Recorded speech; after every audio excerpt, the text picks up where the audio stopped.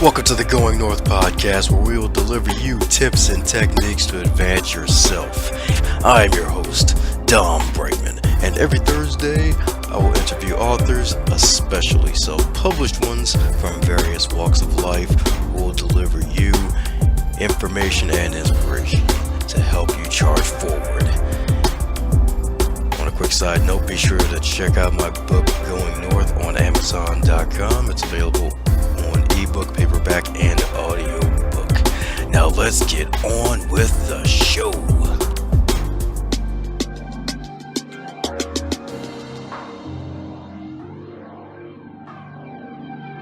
And today on the Going North podcast, we have, you guessed it, another author, but not just any author. This wonderful lady right here has over 25 years of combined experience in IT and in the administration field. So she has got a lot of IT experience in addition to writing books, and she's also a business owner and a fellow podcast host. She hosts the annual Business Men and Women of Color podcast yearly, and you might want to go ahead and check that out. Yours truly is on an episode, but there's like 300 other episodes you can check out for some inspirational goodness. She's got a Bachelor's of Science degree, and she also has a dual Master's of Science degree in Information Technology with a specialization in Information Assurance and Cybersecurity Policy from the University of Maryland University College. And she's none other than Maryland's own Anne Alston. How are you this evening? I am doing fantastic. Thank you so much, Dominique, for having me on your podcast. I am so excited to see that you're actually doing a podcast out there and really getting these authors to come out and speak about their books. So thank you for allowing me to be on your show. Oh, my pleasure indeed. Got to get the word out there for folks, give folks a platform. Not to mention, you inspired me to finally get it done because I think it was 2012 I had the idea of doing a podcast, and then after getting on your show and realized, hey, you don't need to run around the whole darn country with a microphone in your hand looking like a pizza delivery boy to interview people. So thank you so much to you for that. Oh, well, you're so welcome. You're so welcome. I absolutely love what I do, and I am ready to go again in 2018. That's right. The millennium is going to turn legal. It's going to be 18. Go figure. That's right. That's right. They sure are. I have one that's about to turn 18 in January, actually. Oh, nice. That's right. He is a true millennial. He was born in 2000. Oh, wow. So I guess the dot-com crash wasn't the only crash, huh? Nope. Not really. Not really, man. Not really. Okay. Well, alrighty, I just gave a short piece of your background, but mind filling in the gaps where I may have missed some things? Okay. Well, I can tell you a little bit about myself. So I grew up in Washington, D.C. I'm a true D.C.tonian. I'm going to call it D.C.tonian, not Washingtonian, but D.C.tonian because that's usually what we called it when I was growing up in my generation. And went to the, District of Columbia Public Schools. There I did a lot of work with singing in the choir because I love to sing. That's actually my natural born gift. And playing the piano, and I sung throughout the district, Maryland, Virginia, and I really love doing that.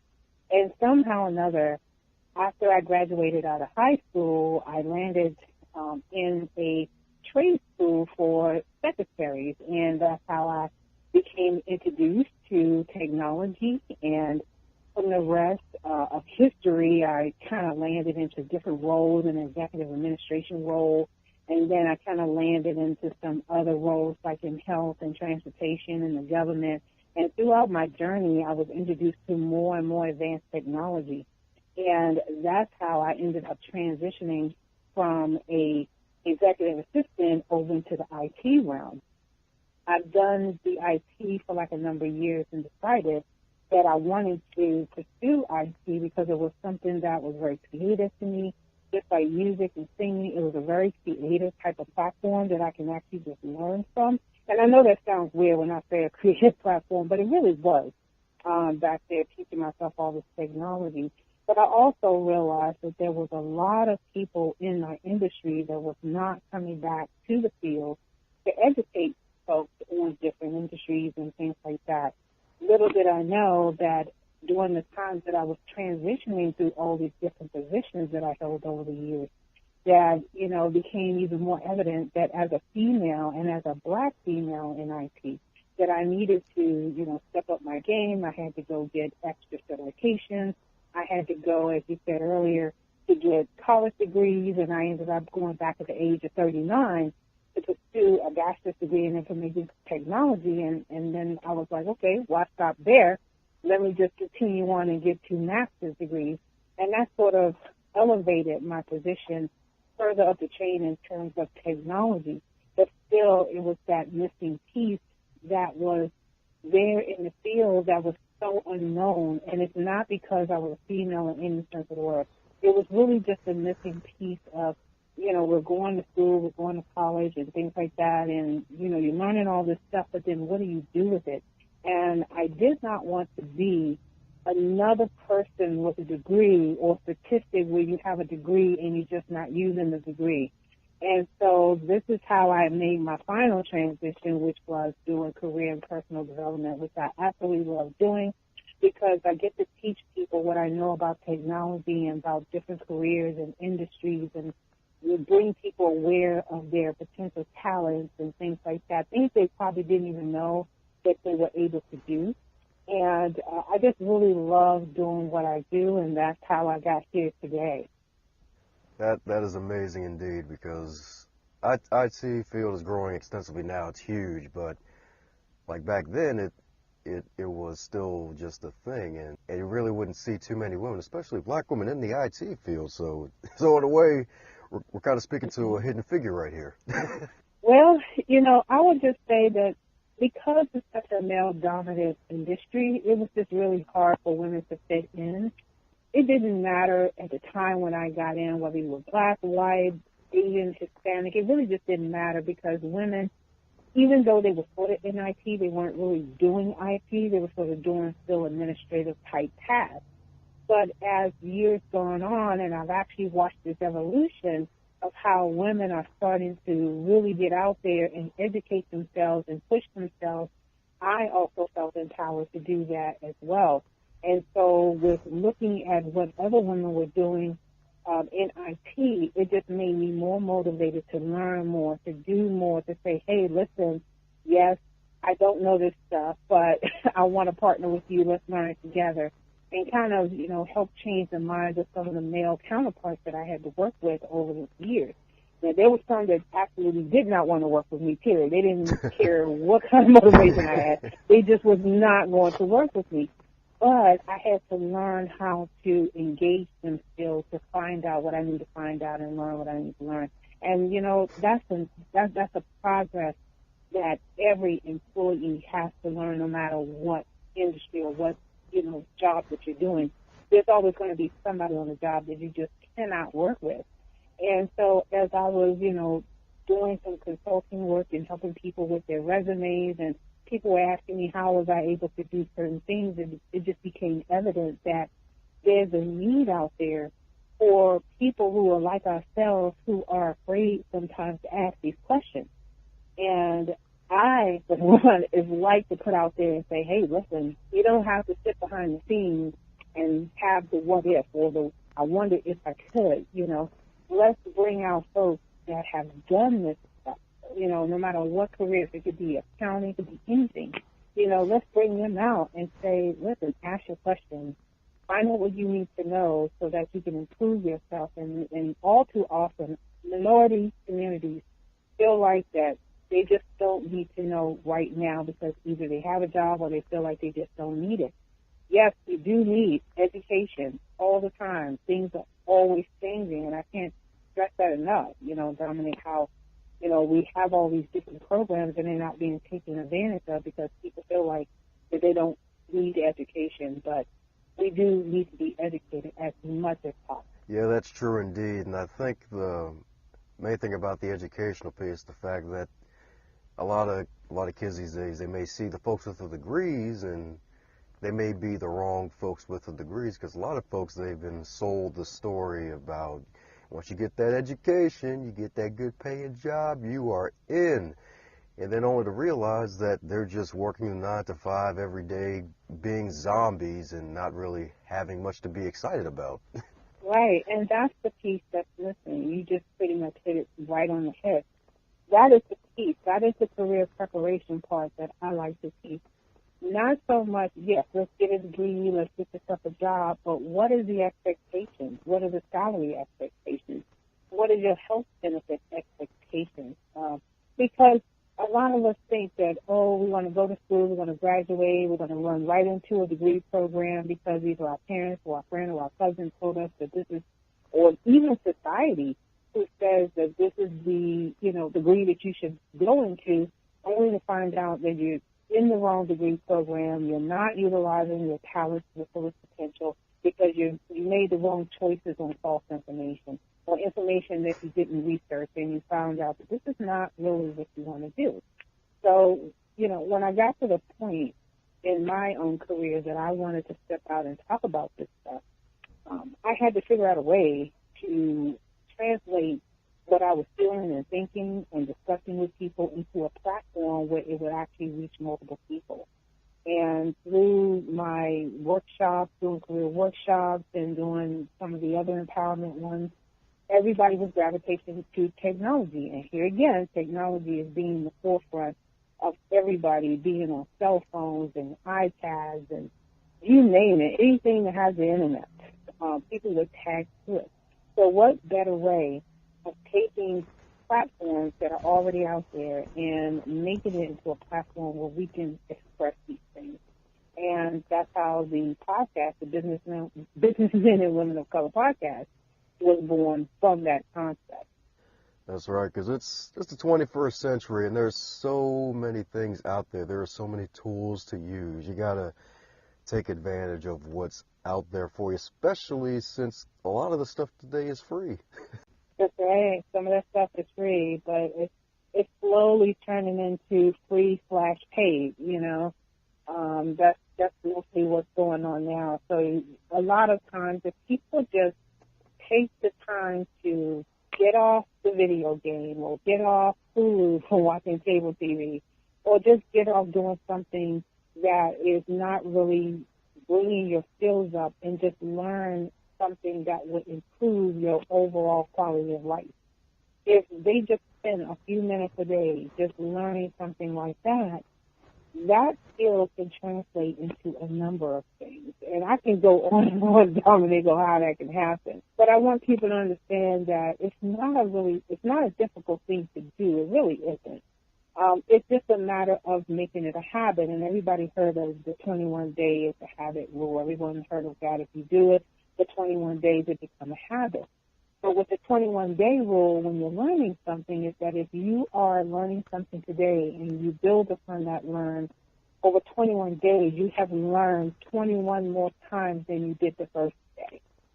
And that will also help you if you're ever unemployed or if you're looking for a new job or if you need a new skill to do your job. It just makes your life so much easier just by doing something that's going to help your overall quality of life. So keeping that 21-day habit in mind, what one skill you think might help someone out there who may be unemployed right now and they're trying to get back on their feet? Which habit do you think might be a good one to have for those 21 days? One of the things that I say to each and every workshop that I go to, because no matter how many times I've said it, it is so true. You have to audit yourself throughout the process when you're working before you become unemployed. Because here's the thing. We all go to work. We get paid to do a service. Most of these jobs are at will, so which means, and everybody should know this, but I'm just going to reiterate this for clarity in my statement here, is that you're at will employee, which means that the employer does not owe you anything past the point that they pay you. Once they pay you, they owe you nothing. They can let you go at any time and issue you your last paycheck, and vice versa. You can leave that job at any time without repercussion. It's at will. You become unemployed any time. There is no set time limit or time of the year, or maybe you did something wrong, you can come in and get your cup of coffee and be called in the office and let go that moment. It can happen anytime. So if people would just take the time while they're working and try to learn a new skill that helps them grow in their business. No, that's not a task that people want to do every day, because think about it. People get up every day. They have to go to work. They're like, oh, man, I have to go to this job every day. I have to do this. But what they're not really considering is, what if I go in and this is my last day on the job? Okay, so while you're there in your comfortable office, you learn something different. Get on the internet and take a course. Get on the internet the next day, take a course and read a chapter. Next day, take a course, read a chapter, ask someone some questions, and you build on from there. And after 21 days, you would have learned a new application, or you have learned a new database system, or you have learned a new process, or you have learned something that you can put on your resume. So when you get that termination notice, you have something on your resume that you can build upon, because even though you might be sitting on the job for like 5 and 10 years, if you get unemployed tomorrow, the next person who's a millennial or younger generation than you and fast-minded, they're going to be wondering, what did you do in those 10 years you worked at the job that you can bring here that's up to date, that is relevant for my job today?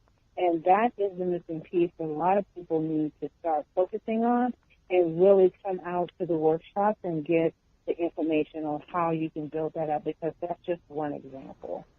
Yeah, that's a great example indeed. I think it was, I forgot who it was, but it was on the lynda.com time management tips series. It mentioned how you should set aside 2 hours a week, 1 hour for your career and 1 hour for your self-development. And that actually is taking it to another level for 21 days, at least dedicating that hour to at least developing yourself on your job while you're on the job, so that way, if that day comes and you drink a little too much coffee at the water cooler, that's right. you got I'm going to tell you, I have literally seen people come in, and it's funny that you say about the water cooler, because it's really kind of creepy true, okay? Because of the 25 years that I've been in my career, every career that I've been in, at least in my experience, has always come when there's a shift or change in organization. There's always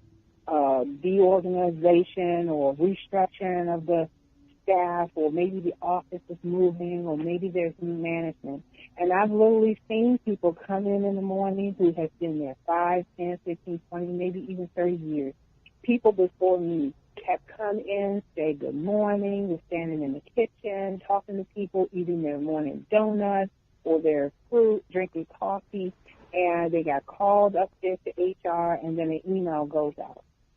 So-and-so is not here anymore. And then everybody is in shock. The whole office is quiet. Everybody is tense. Managers are creeping around, and staff have their heads down because they don't know who's next. It is such a traumatic thing to go through, especially if it's like multiple terminations like that. But then what do? You know, people are scrambling around trying to get resources, or trying to get references, or trying to get people to vouch for them. And it's incredibly difficult when you get terminated when that happens. So the key is you have to prepare early in case of things like that, knowing what steps you need to do to prepare yourself if you know that the company is coming up to a change. You have to anticipate that all the time. And just by doing that, when you do get the unemployment, at least your resume is up to date. You have all the tools you need to find a job quickly. And that's the difference between being unemployed 3 weeks and being unemployed 99 weeks. Oh. Oh, yeah. You could be unemployed that long. Yeah. That's when the devil really greets you, if you've been unemployed for 99 plus weeks.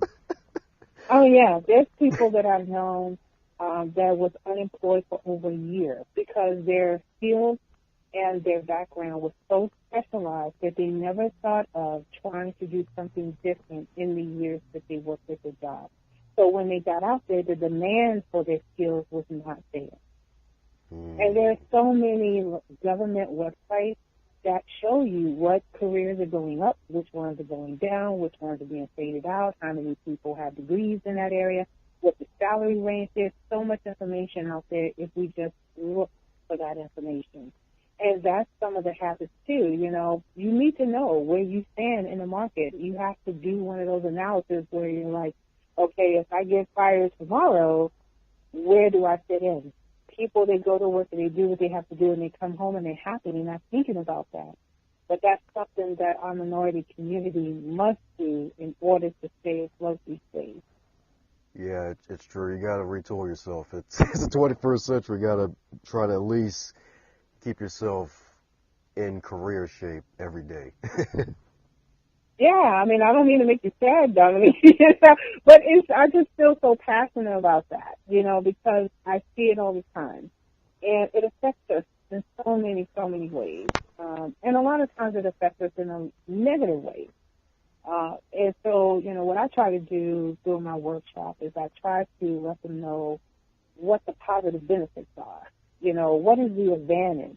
It's, you know, it's better than money. You know, because you're actually going to be making money faster because you're not unemployed as long. And so I try to display those benefits to people so that they at least are aware. And a lot of times they're not aware. But at least when they come to the workshop, they now know. And that's what, and they go, oh my goodness, I had no idea. Right? Right. But once they know, they are calling me back later and said, hey, Anne, you know, I redid my resume. It's been 6 months since I've been on the job, and I added some new skills. Can you take a look at it for me? Or, hey, Anne, I just want to let you know that I got this new job, and thank you so much for helping me and giving me advice. Or, hey, Anne, my child just went to college, and we just decided we're going to do this degree because he was right. He was in the wrong degree program. It's all about awareness. That's right.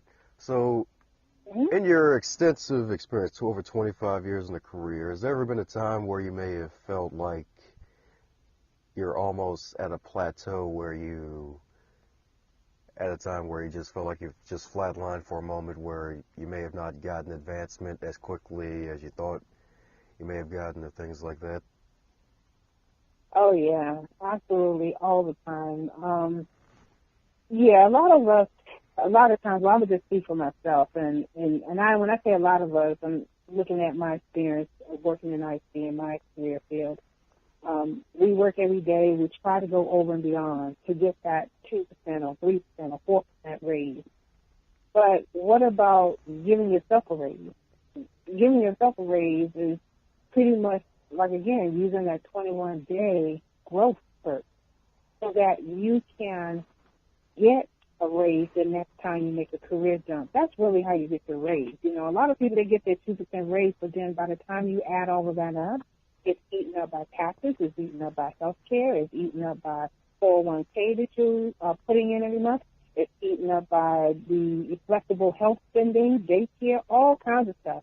Lunch, transportation, groceries, gas, your house bill, you know, your electric, nobody really. I mean, if you really think about it, that 2% is getting eaten up. Everybody got their hand out for your 2%. So how are you really making money? You know, how are you really getting a raise? And when you feel plateaued, you know that is a time when you need to do something different in your career. When you are going and doing all that you can do, and you're not, you know, because when I was doing all of that, they were like, okay, and you did a wonderful job. And you have bosses that will sit there and say, you know what, I'm going to give you a bonus. And they were fantastic. I had bosses like that. And then I had bosses that didn't care how much effort you put into it. They will just pretty much say, okay, and you did a great job, nice job, here's something else. Okay? And at the end of the year, they will find some little thing, bell curve to put you into, and say, well, you didn't quite make this exceed, so we're going to bring you down to this percentage. You know, they'll find any little thing to not see. Okay, so this is when you plateau like that, this is when you take all that information that you gather from your 21 steps, from your research, from your courses that you've taken, and you do your resume up, and you find another opportunity that is more advanced than what you're doing. And you can easily get a good size chunk of money on your next move. That's how you get yourself a raise. Personally, right now, in my career right now, I feel a little plateaued, and my next career jump is really for Austin Tech and Destination Achievers. And Destination Achievers, by the way, is my new nonprofit for outreach program, is to have those two businesses to really be out there thriving. And that, to me, is my final transition. I think I've transitioned at least 7 times, some by choice, some by not choice, but the ones that's not by choice, I had a job within 3 weeks because I'm doing the work before season. You see? So, I'm not sitting out there for 6 months at a time, because that happened to me years ago when I was in my 20s where I lost my job. I was unemployed for 6 months trying to find a job or trying to find someone that will hire me. And I said, never again.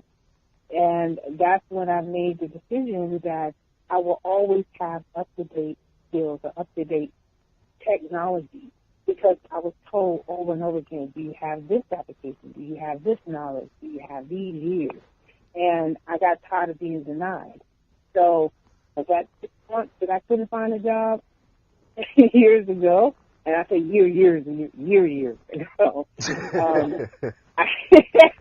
Because I'm up there now. But, it's just one of those things where you learn by your experiences, not by mistakes, but you learn by your experiences. And I try to teach my experiences so that when people see it, they don't have to do what I do, but at least when they see it coming, they know what to do. They know what to do. And they do it in their own way. There you go. So speaking of doing things in your own way, what 3 skills would you highly recommend for someone to have or to sharpen up for not only closing out this year, but starting out 2018? I would say the number one thing that people need to do is sharpen, I'm going to say it right. You did. your writing skills, okay?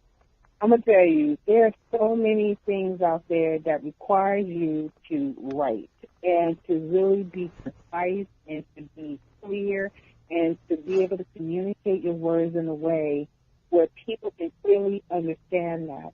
And that was one of the greatest things that I did, because I went to school and we didn't really do a lot of writing, but it forced me to write essays and phrase studies and things like that, and I got fatigued, and I wasn't a good proofreader. I'm still not a good proofreader, but the content is there. So when you're able to write, people can actually see from all different levels without you being present the way that you speak, because a lot of times people write how they speak. So I had to learn how to really fortify my writing skills. And what that allowed me to do was to be able to write papers on disaster recovery. It allowed me to write security analysis. It allowed me to write, even now, system engineering documents. It allows me to be able to write all different types of documents, making me more valuable to the organization. Because now I can actually say, in addition to knowing IT, she can articulate that on paper, and it can be read by multiple people at the same time. That's a very valuable skill. The second thing that I would say is to also strengthen your speaking skills, learning how to give a presentation, learning how to articulate your words in a way where people can understand you on phone and person, that you have the confidence, that you know what you're saying, that you have the expertise and you know how to articulate that. It is such a strong thing to have strong speaking skills, and if you have to take a course or if you have to do something that will help you learn how to speak more clearly, that is a really strong thing. And the third thing that I would say is to have an open mind to learn something new, because that's one of the most difficult things that a lot of people do. They get in a position and they go, oh, I know this, I know that, I know I've been knew how to do this, I got years in doing that, but they're not opening themselves up to allow the information to flow in. And if they just sit back and just allow the information to flow in, they're going to realize that there's so much that they don't know. And one of those funny sayings that I always say all the time is that I'm 100% sure that I don't know nothing. Okay? Because when you say it that way, and I'm going to give credit to my husband because that was his thing. I'm 100% sure that I don't know anything. Because if you stop learning, if you think you know everything, you cease to grow. And I never want to be a person that I can't grow. So no matter where I am an open door for information. That's what I want. Because I want to know what's different, what's changed, what's the perspective, so I can understand what's going on. And if you don't have those things going into 2018 for your career or your business, you got to start working on that right now. Tag somebody, get with somebody who's a great speaker who can teach you how to speak. Get with someone who wrote books who can help you edit your documents and show you the right way to write a paper. Get with someone who can help you learn something new. If you work in one department and you always wanted to know how you can do something in another department, partner up with that person and pick their brain and figure out, what is it that they know that can help you in your career. And those are the three major tips that I can give people going into 2018. 3 great tips indeed, especially the last one. That actually kind of reminded me of the story about the young monk going to the wise elder for information at a mountain somewhere, and he started off just rambling. The young guy, once he reached the wise monk, he just kept rambling on and on and on. And then as the wise monk was pouring tea into the cup while he kept rambling on, he kept pouring the tea in until the cup ran over. And then the young guy was like, stop, it's too much. And then after he stopped pouring, he said, how can you drink from my cup of knowledge if you have so much of your own already? So that is right. Very powerful indeed. So just boost up your writing skills, your speaking skills, and have an open mind to opportunities. Right, have an open mind. You got to do that. That is a necessity. You got to have an open mind. And it doesn't mean that you are putting to the side your own experiences, but it also allows people to come in and get to know you, too, because it makes you vulnerable in a way, because you feel like you may not know something. But that's the greatest part, because when people feel like that they can teach you something, they are more excited on teaching you something than you are learning. And so that you have to kind of like be that open mind and let them be excited on teaching you something. So you'd be surprised. You might learn something different you never even knew before. That's true indeed, because I think it was Jim Rohn who mentioned that about how you should take a rich person out to dinner because they'll be excited to share their success. They are. They're very excited. That's right. So if you all want to treat Anne out and learn some more about her, make sure you go ahead and contact her after the episode and buy 5 books. That's right. So speaking of magical books, which book would you recommend others to read, or better yet, which book has really inspired you to get to where you currently are? Well, I always tell people there's this one book. Now, I'm not a huge book reader, but I'm starting to become one over the last year and a half. Because, when I was younger, my parents, they bought books, or at least my mom, because my dad passed away when I was young. My mom used to buy books, and I used to love reading books, but somehow or another along the line, I lost track of reading books. But I would say about in 2003, my aunt, as I was over her house visiting one day, she was telling me about, one of the universities that I should look into because I was telling her I wanted to go back to school. And she gave me a book by Anne Alston. It's called A Beautiful Woman. I will never, ever forget this book. It is a really nice book for women that talks about how you can organize your life in a way where you are putting yourself first, that you are keeping God in your heart, no matter what it is that you do, and remembering that you are a beautiful woman. And from the first page to the last page, I could not put that book down. Yeah, I literally could not put that book down. It's a small book. It doesn't take that long to read, and it took me about 2 or 3 days because I will always read it on the train to go to work. And that book inspired me to start writing down my goals, my dreams, my prayers, things like that. I had like a little a little booklet that was in my purse, and whenever I wanted to write down one of my ambitions, I would just, write it out. And I have them still in the house here, and every time I pick them up and look through them, I am so amazed about how many of my dreams have already come to fruition, has already happened because I asked and prayed about it and really felt and believed in my own self that I'm a beautiful person. And so I just encourage everybody that if you're ever interested in knowing more about this book, it is called The Beautiful Woman by Anne Alston. And I'm pretty sure that book is out on Amazon somewhere. It's a pretty old book, but you will definitely enjoy reading that book. Woohoo! Reading is a magical, wonderful thing. Yeah. Oh, right. It's an awesome book. So coming down the pike here, so if you were 25 in 2017 with all of your knowledge and experience, what advice would you give to yourself if you're 25 in 2017? Well, you know what, that might be a secret question, because that was like half my lifetime ago. I would say at 25 years old, I would not change anything different, honestly. The only thing I probably would tell myself is to do the 21-day rule because, like any young person, once I had my job and I was working for the, D.C. government, I really felt secure there.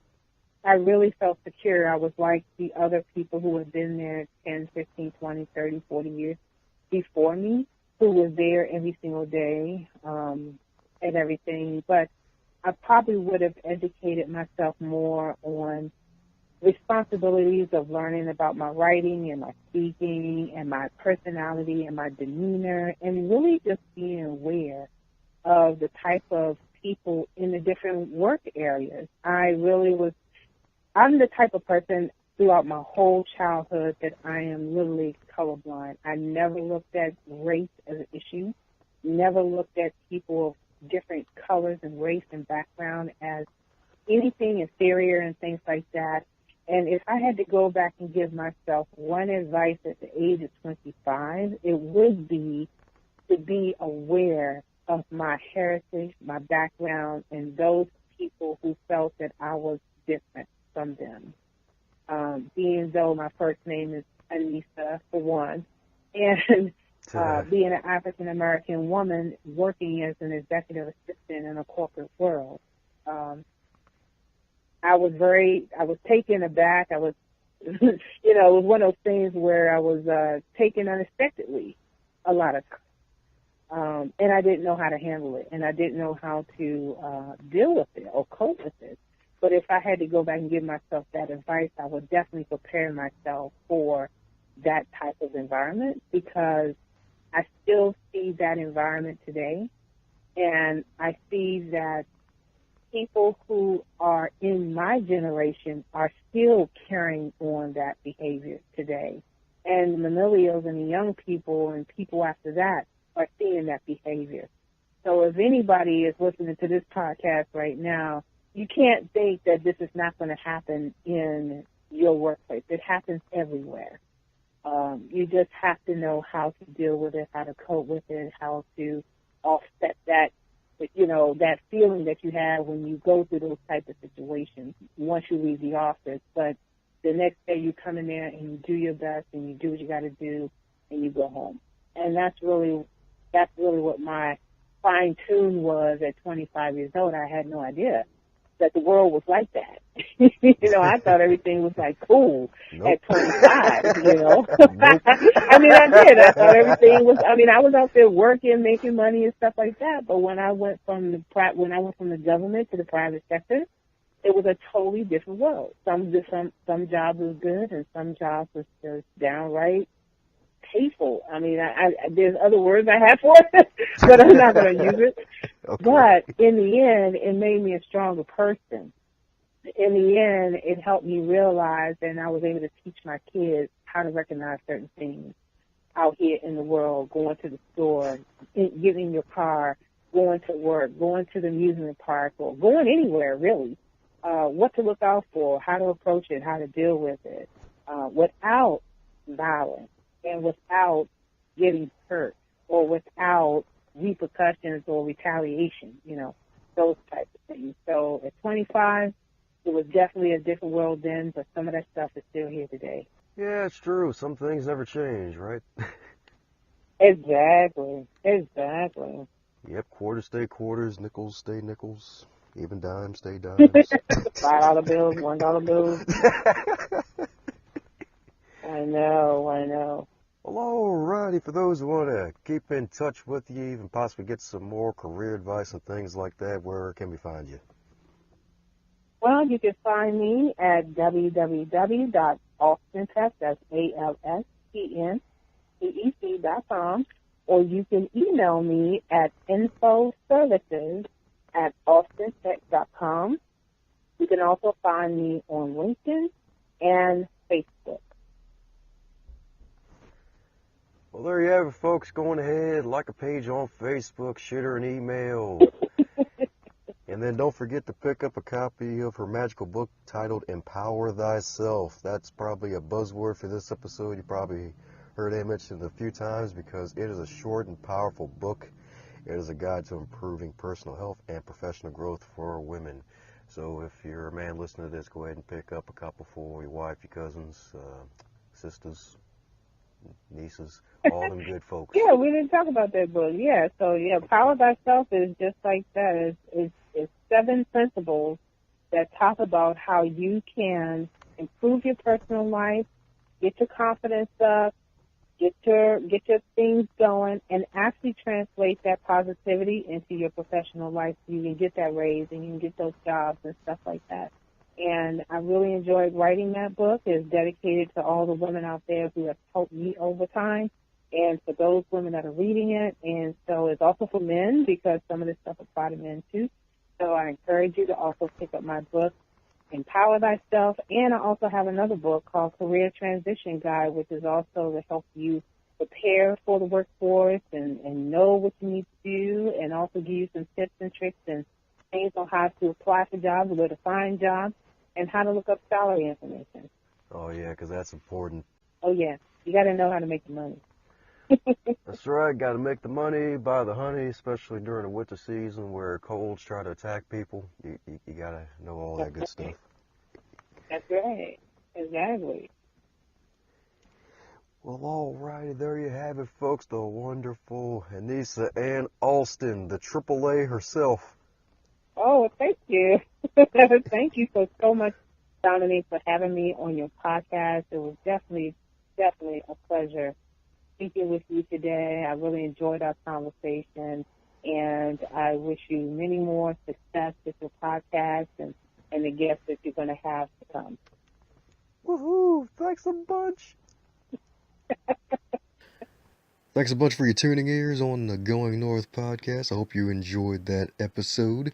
Be sure to, once again, check out my book, Going North, on Amazon.com and CreateSpace.com. And if you'd like, feel free to follow me on social media at Twitter, Facebook, and Instagram, all at Dom Brightmon, YouTube at Dom Brightmon. And if you want to connect on LinkedIn as well, I am there at Dom Brightmon as well. Go out.